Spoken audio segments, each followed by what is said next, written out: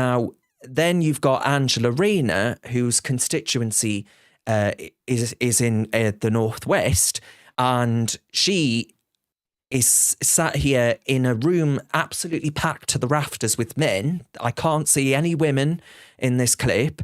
And because those doctors told me they went in with 10 suitcases. She's speaking here about how she wants the Labour Party to ally itself with the likes of Qatar and other places to actually fight back against Israel. I promise you, the Labour Party, including myself, is doing everything we can because nobody wants to see. And nobody wants to see what's happening. And only last week, the Labour Party were supporting the ICC. The Conservatives didn't support the ICC. Right. This general election on that issue, we can't affect anything when we're not in government. And I'll be honest with you, if Labour get into government, we are limited. I will be honest. I'm not going to promise you, because Biden, who's the US, who has way more influence, has only got limited influence in that. And Qatar, Saudi Arabia, all of these people, we are all working to stop what's happening at the moment. We want to see that.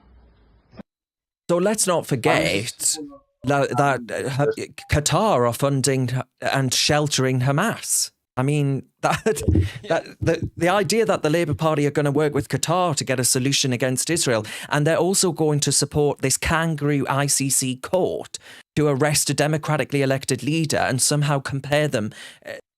It suggests that they're tantamount to each other. Hamas and Israel, a democratically elected government, and Hamas, a barbaric terrorist outfit that hasn't had an election since, 2005.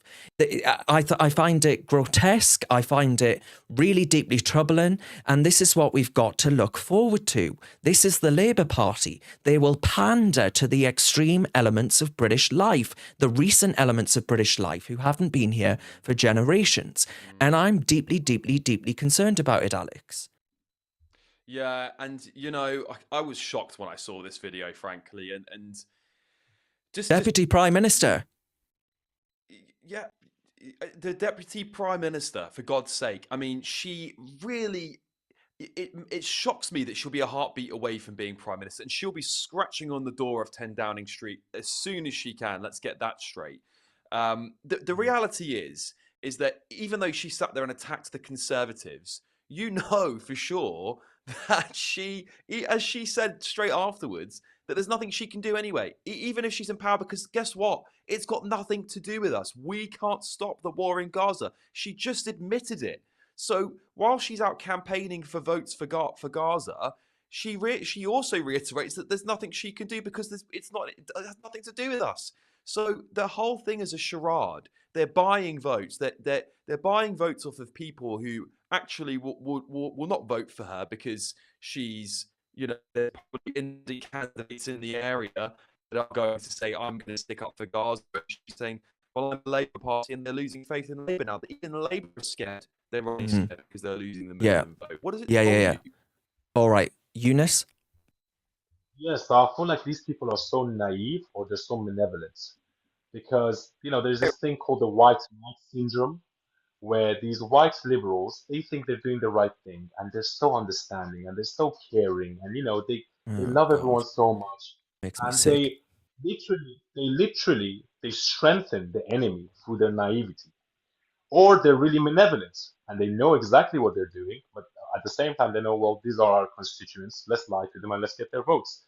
But what they don't know, and this has happened throughout history, and I'll give you an example, it happened in Iran in 1979. Where the Islamists and the left-leaning neo-Marxists, they had a coalition against the Shah, and that coalition ended up being victorious against the Shah, and the Shah was overthrown. And guess what happened? When the Muslims and the neo-Marxists got into power, the Muslims killed the neo-Marxists. So they literally used them to get into power, and then they ended up killing them. And that's a good historical reference. Yeah, and that video is just exactly that. They will use you to get into power, and once they get into power, they'll kick you out and they say, sorry, we don't want you. Have you got what it takes to be a reasoned presenter? Well, send us a short clip of yourself to join@reasoned.uk, and we might be seeing you on this very channel very soon indeed.